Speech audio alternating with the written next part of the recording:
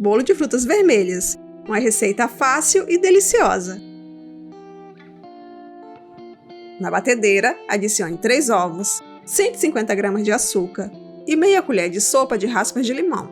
Bata até ficar homogêneo.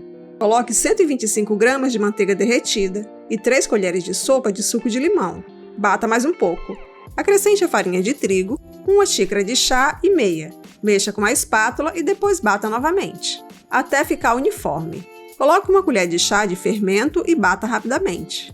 Acrescente 200 gramas de frutas vermelhas, estou usando frutas congeladas, morango, mirtilo e amora. Mexa com a espátula, transfira a massa para a forma untada, esta mede 26 cm de comprimento, 13 de largura e 7 de altura. Leve ao forno pré-aquecido a 180 graus por mais ou menos 40 minutos. Faça o teste do palito. Aguarde esfriar para tirar da forma.